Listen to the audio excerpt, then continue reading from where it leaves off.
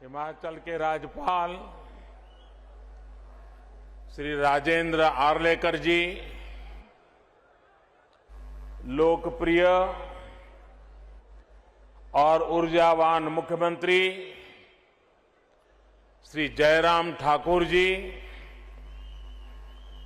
पूर्व मुख्यमंत्री धूमल जी, केंद्र में मंत्रिपरिषद के मेरे सहयोगी अनुराग जी, संसद में मेरे साथी श्री सुरेश कश्यप जी, किशन कपूर जी,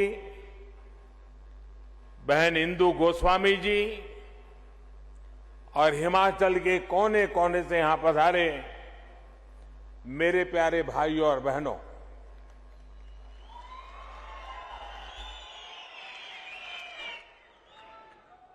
इस महीने काशी विश्वनाथारे दर्शन करने बाद आज इस छोटी काशी मंज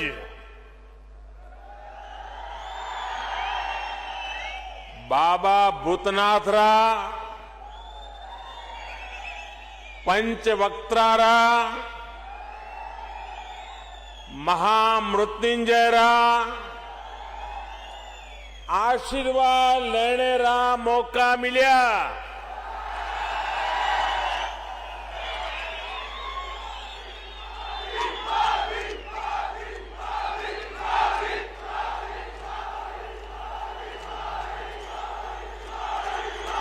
देवभूमि रे सभी देवी देवतियां जो मेरा नमन।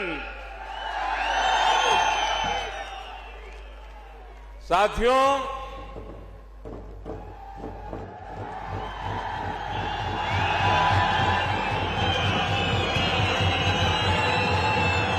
हिमाचल से मेरा हमेशा से एक भावात्मक रिश्ता रहा है। हिमाचल की धरती ने, हिमालय के उत्तुंग शिखरों ने मेरे जीवन को दिशा देने में अहम भूमिका निभाई है।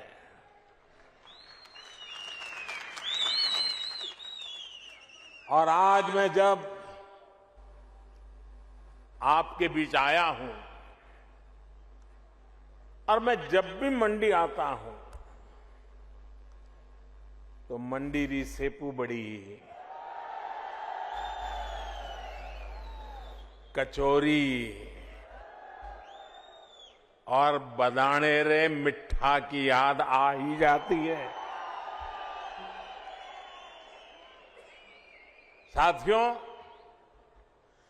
आज डबल इंजन की सरकार के भी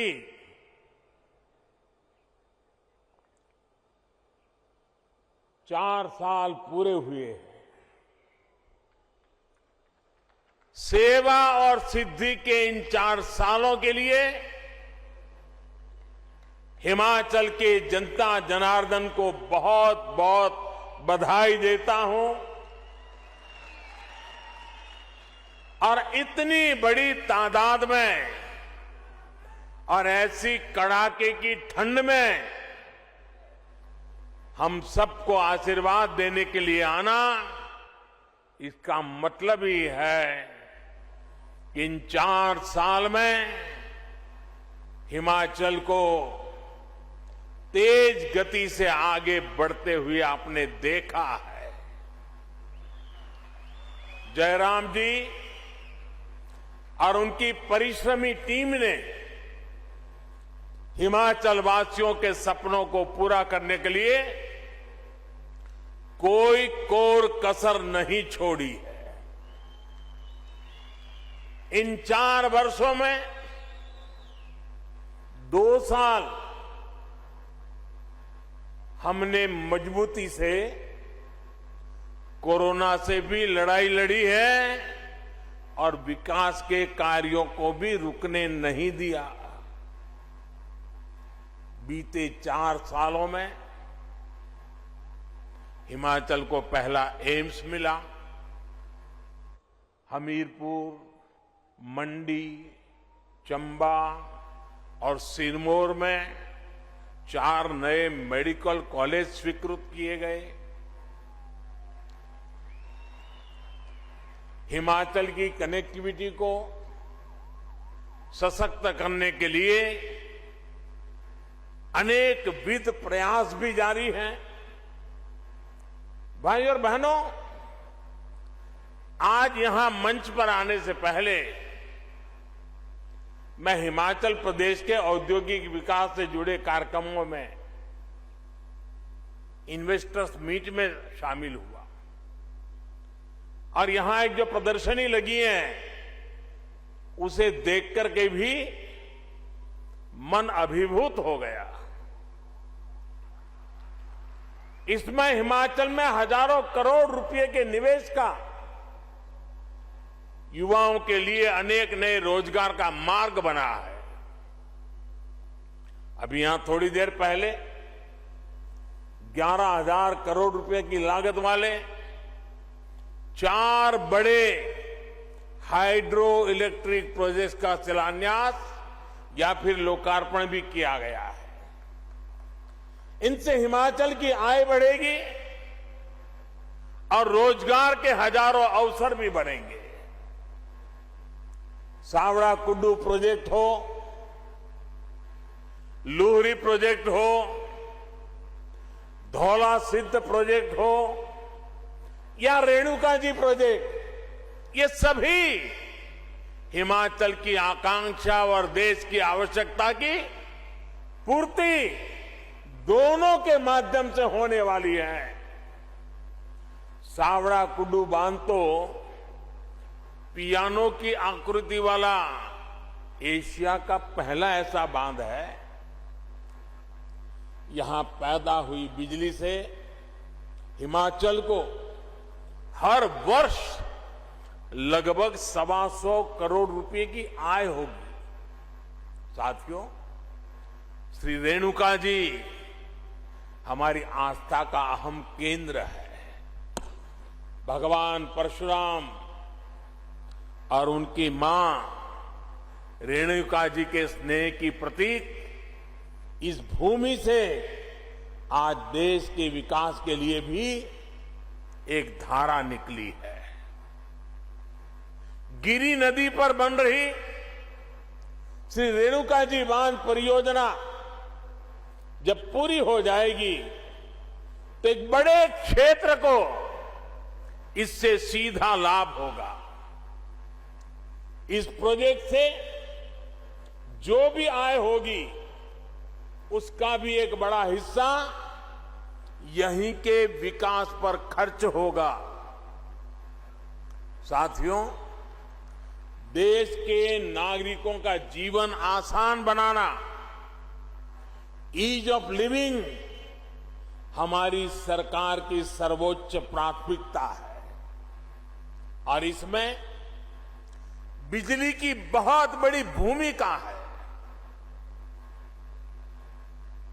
बिजली पड़ने के लिए, बिजली घर के काम निपटाने के लिए, बिजली उद्योगों के लिए और इतना ही नहीं, अब तो बिजली मोबाइल चार्ज करने के लिए,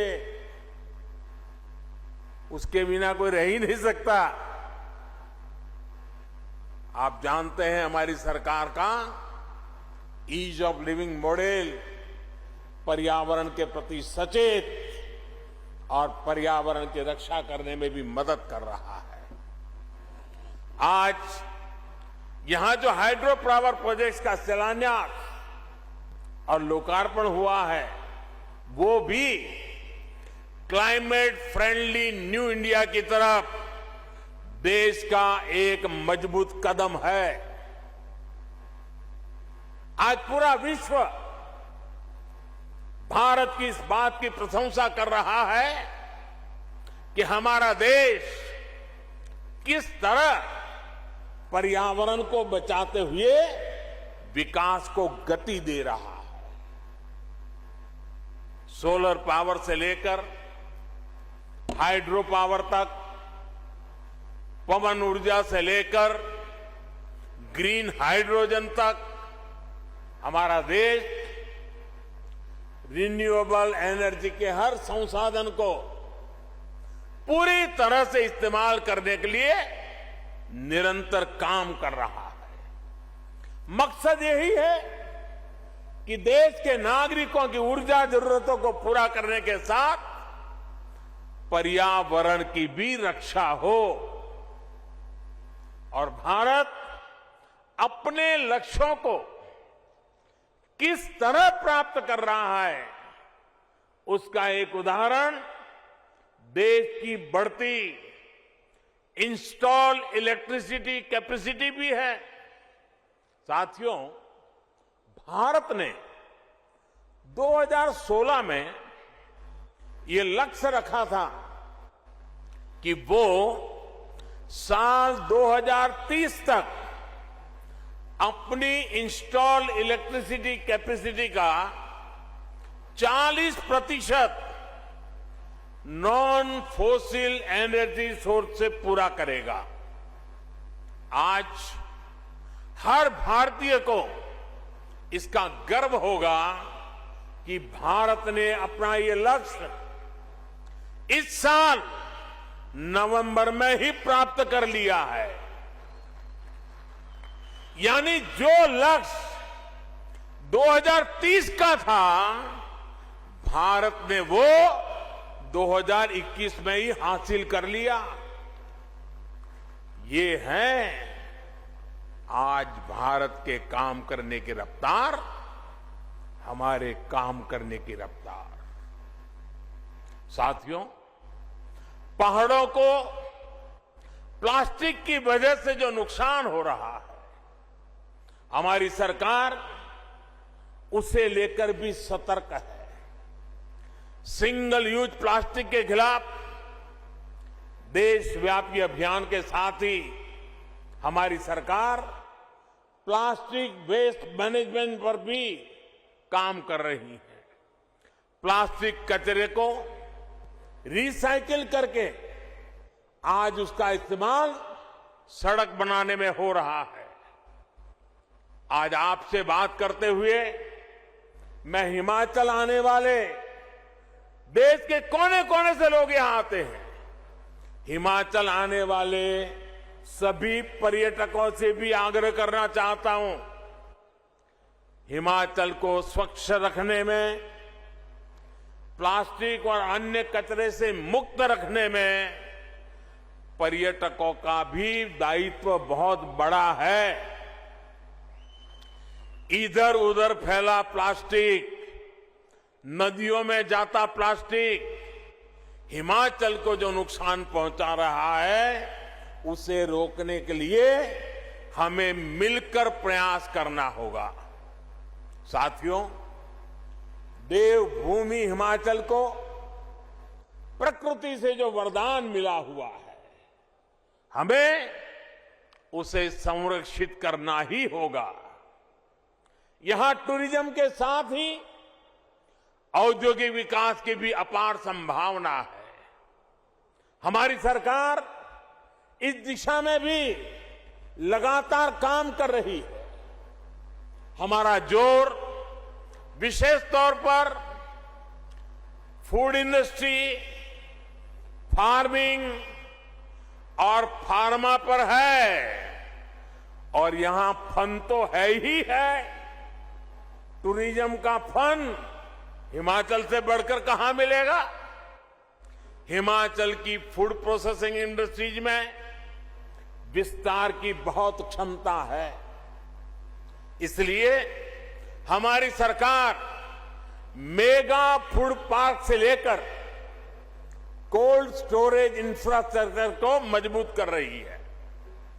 फार्मिंग में नेचुरल फार्मिंग को, प्राकृतिक खेती को बढ़ावा देने के लिए भी डबल इंजन की सरकार निरंतर काम कर रही है। आज प्राकृतिक खेती से हुई उपज की दुनिया भर में मांग बढ़ रही है।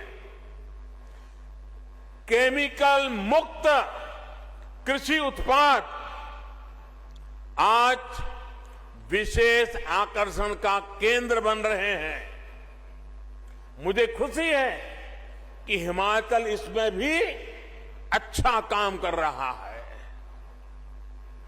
राज्य में अनेक बायो विलेज बनाए गए हैं और मैं आज विशेष रूप से हिमाचल के किसानों का हृदय से अभिनंदन करना चाहता हूं कि उन्होंने प्राकृतिक खेती का रास्ता चुना है। मुझे बताया गया करीब करीब 1.5 लाख से ज्यादा किसान इतने छोटे से राज्य में और बहुत ही कम समय में केमिकल मुक्त प्राकृतिक खेती के रास्ते पर चल पड़े हैं। और मैं आज अभी प्रदर्शनी में प्राकृतिक खेती के उत्पाद देख रहा था। उसकी साइज भी इतनी लुभावनी थी, उसके रंग रूप इतने लुभावने थे। मुझे बहुत खुशी हुई। मैं हिमाचल के किसानों को इस बात के लिए हृदय से अभिनंदन करता हूं और देश भर के किसानों को आग्रह करता हूं कि हिमाचल ने जो रास्ता चुना है, यह रास्ता उत्तम किसानी का एक उत्तम मार्ग है। आज जब पैक फूड का चलन बढ़ रहा है तो हिमाचल इसमें बहुत बड़ी भूमिका निभा सकता है। साथियों, हिमाचल प्रदेश देश के सबसे महत्वपूर्ण फार्मा हब में से एक है। भारत को आज फार्मेसी ऑफ द वर्ल्ड कहा जाता है, तो इसके पीछे हिमाचल की बहुत बड़ी ताकत है। कोरोना वैश्विक महामारी के दौरान हिमाचल प्रदेश ने न सिर्फ दूसरे राज्यों बल्कि दूसरे देशों की भी मदद की है। फार्मा इंडस्ट्री के साथ ही हमारी सरकार आयुष इंडस्ट्री, नेचुरल मेडिसिन से जुड़े उद्यमियों को भी बढ़ावा दे रही है। साथियों, आज देश में सरकार चलाने के 2 अलग अलग मॉडल काम कर रहे हैं। एक मॉडल है सबका साथ, सबका विकास, सबका विश्वास और सबका प्रयास। वहीं दूसरा मॉडल है खुद का स्वार्थ, परिवार का स्वार्थ और विकास भी खुद के परिवार का है। अगर हम हिमाचल में ही देखें तो आज पहला मॉडल, जिस मॉडल को हम लेकर के आपके पास आए, वह मॉडल पूरी शक्ति से राज्य के विकास में जुटा हुआ है। इसी का परिणाम है कि हिमाचल ने अपनी पूरी वयस्क जनसंख्या को वैक्सीन देने में बाकी सबसे बाजी मार ली है। यहां जो सरकार में है वो राजनीतिक स्वार्थ में डूबे नहीं है, बल्कि उन्होंने पूरा ध्यान हिमाचल के एक एक नागरिक को वैक्सीन कैसे मिले इसमें लगाया है। और मुझे एक बार वर्चुअली इस काम में जुटे लोगों से बात करने का सौभाग्य मिला था। बड़ा प्रेरक, एक एक की बात इतनी प्रेरक थी। भाइयों बहनों, हिमाचल के लोगों के स्वास्थ्य की चिंता थी, इसलिए दूर दराज के क्षेत्रों में भी कष्ट उठा करके भी सबने वैक्सीन पहुंचाई। ये हमारा सेवा भाव लोगों के प्रति दायित्व का एहसास है। यहां सरकार ने लोगों के विकास के लिए अनेक नई योजनाओं को लागू किया है और केंद्र सरकार की योजनाओं का भी बेहतर तरीके से विस्तार कर रही है। ये दिखाता है कि हिमाचल सरकार को लोगों की, गरीबों की कितनी चिंता है। साथियों, आज हमारी सरकार बेटियों को बेटों के समान अधिकार देने के लिए काम कर रही है। बेटा बेटी एक समान, और इतनी बड़ी मात्रा में माताएं बहनें आई हैं तो उनके आशीर्वाद हमें इस काम के लिए ताकत देते हैं। बेटा बेटी एक समान। हमने तय किया है कि बेटियों की शादी की उम्र भी वही होनी चाहिए जिस उम्र में बेटों को शादी की इजाजत मिलती है। देखिए, सबसे ज्यादा तालियां हमारी बहनें बजा रही है।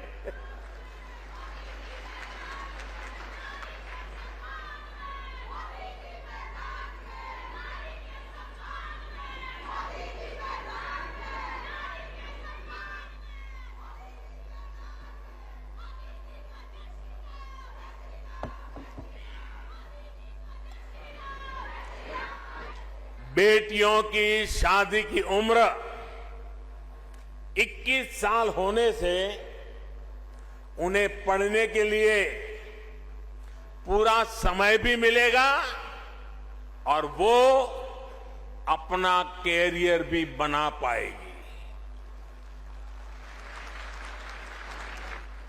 हमारे इन सारे प्रयासों के बीच आप एक दूसरा मॉडल भी देख रहे हैं जो सिर्फ अपना स्वार्थ देखता है, अपना वोट बैंक देखता है।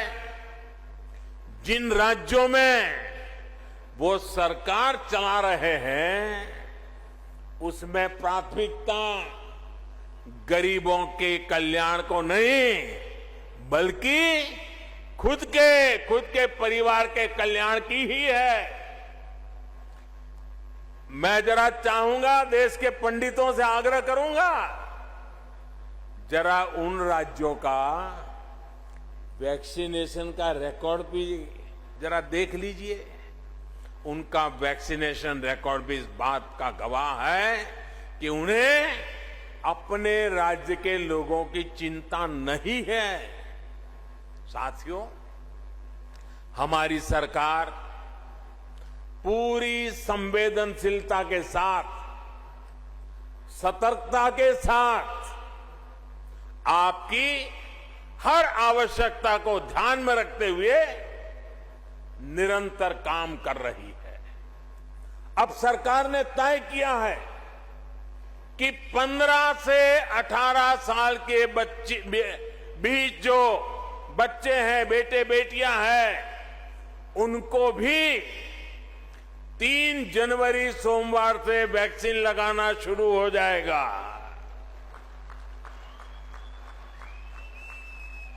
तीन जनवरी सोमवार से अभियान शुरू होने वाला है। मुझे विश्वास है हिमाचल प्रदेश इसमें भी शानदार काम करके दिखाएगा। देश को दिशा देने का काम हिमाचल करके रहेगा। हमारे जो हेल्थ सेक्टर के लोग हैं, फ्रंटलाइन वर्कर हैं, वो पिछले 2 साल से कोरोना से लड़ाई में देश की एक बहुत बड़ी ताकत बने हुए हैं। उन्हें भी 10 जनवरी से प्रिकॉशन डोज देने का काम शुरू होगा। 60 साल से ऊपर के बुजुर्ग जिन्हें पहले से गंभीर बीमारियां हैं, उन्हें भी डॉक्टरों की सलाह पर प्रिकॉशन डोज का विकल्प दिया गया है। ये सारे प्रयास हिमाचल के लोगों को सुरक्षा कवच तो देंगे ही, यहां के लिए जरूरी टूरिज्म सेक्टर को भी बचाने में और आगे बढ़ाने में ये बहुत मदद करेंगे। साथियों, हर देश में अलग अलग विचारधाराएं होती हैं, लेकिन आज हमारे देश के लोग स्पष्ट तौर पर दो विचारधाराओं को देख रहे हैं। एक विचारधारा विलंब की है, दूसरी विचारधारा विकास की है।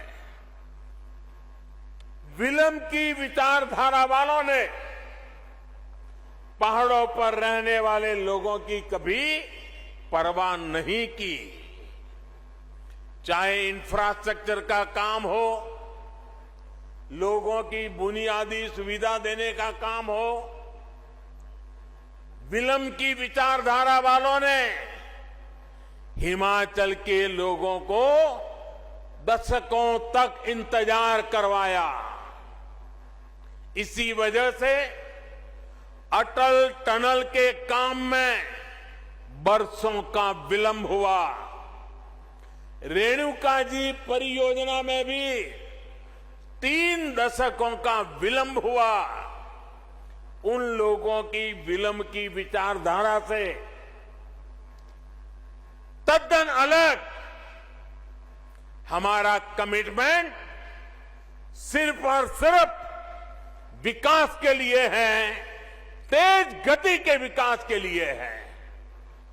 हमने अटल टनल का काम पूरा करवाया। हमने चंडीगढ़ से मनाली और शिमला को जोड़ने वाली सड़क का चौड़ीकरण किया। हम सिर्फ हाईवे और रेलवे इंफ्रास्ट्रक्चर ही विकसित नहीं कर रहे, बल्कि अनेकों जगह हम रोपवे भी लगवा रहे हैं। हम दूर दराज के गांवों को प्रधानमंत्री ग्राम सड़क योजना से भी जोड़ रहे हैं। साथियों, बीते 6-7 सालों में जिस तरह डबल इंजन की सरकार ने काम किया है, उससे हमारी बहनों के जीवन में विशेष तौर पर बहुत बदलाव आया है। पहले खाना बनाने के लिए लकड़ी के इंतजाम में हमारी बहनों का बहुत समय बीत जाता था। आज घर घर गैस सिलेंडर पहुंचा है। शौचालय की सुविधा मिलने से भी बहनों को बहुत राहत मिली है। पानी के लिए यहां की बहनों बेटियों को कितनी मेहनत करनी पड़ती थी, ये आपसे बेहतर और कौन जानता है। एक समय था जब पानी का कनेक्शन पाने के लिए ही कई दिनों तक सरकारी दफ्तर के चक्कर लगाने पड़ते थे। आज सरकार खुद पानी का कनेक्शन देने के लिए आपके दरवाजे पर दस्तक दे रही है। आजादी के 7 दशक में हिमाचल में 7 लाख परिवारों को पाइप से पानी मिला था। 7 दशक में 7 लाख परिवारों को सिर्फ 2 साल के भीतर ही, और वो भी कोरोना काल होते बावजूद भी 7 लाख से अधिक नए परिवारों को पाइप से पानी मिल चुका है। 7 दशक में 7 लाख कितने? 7 दशक में कितने? जरा उधर से भी आवाज आए, कितने? 7 दशक में 7 लाख। और हमने 2 साल में दिए 7 लाख और नए। कितने दिए? 7 लाख घरों में पानी पहुंचाने का काम अब लगभग 90% आबादी के पास नल से जल की सुविधा है। डबल इंजन सरकार का यही लाभ होता है। केंद्र सरकार का एक इंजन जिस योजना को शुरू करता है, राज्य सरकार का दूसरा इंजन उस योजना को तेज गति से आगे ले जाता है। अब जैसे आयुष्मान भारत योजना का उदाहरण है, इस योजना को आगे बढ़ाते हुए राज्य सरकार ने हिम केयर योजना शुरू की और ज्यादा लोगों को 5 लाख रुपए तक के मुफ्त इलाज के दायरे में लाई। इन योजनाओं में हिमाचल के लगभग 1.25 लाख मरीजों को फ्री इलाज मिल चुका है।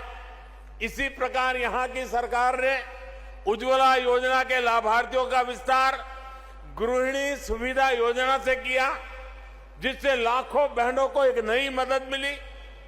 केंद्र सरकार इस मुश्किल समय में जो मुफ्त राशन पहुंचा रही है, उसको तेजी से हर लाभार्थी तक पहुंचाने का काम भी राज्य सरकार यहां कर रही है। साथियों, हिमाचल वीरों की धरती है।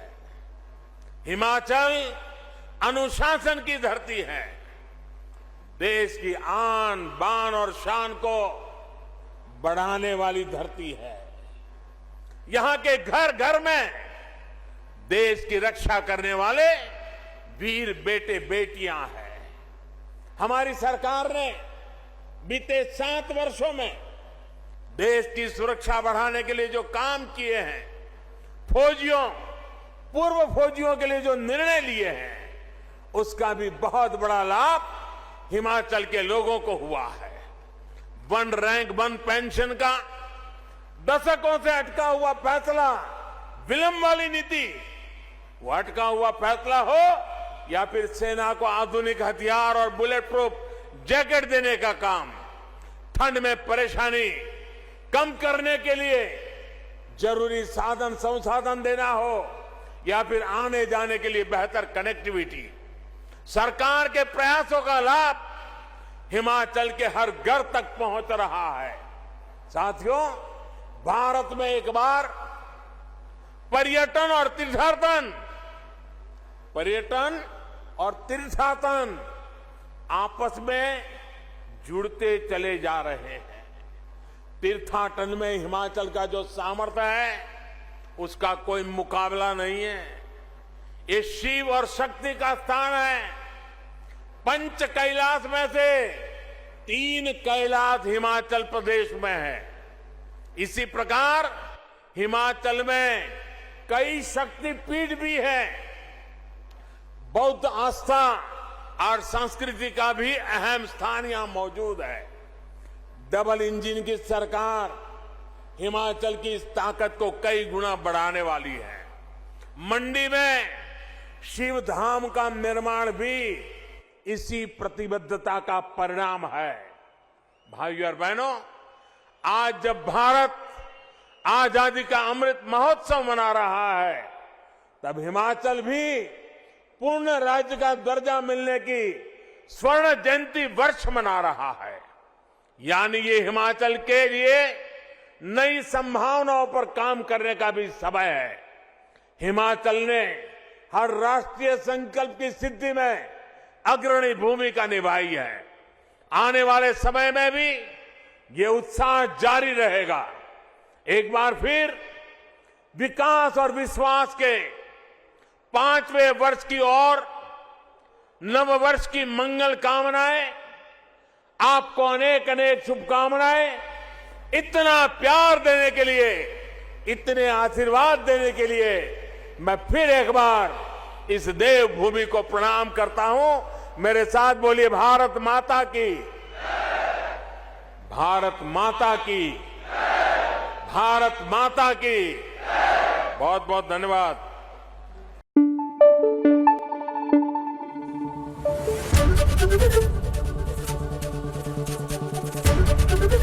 एबीपी न्यूज आपको रखे आगे।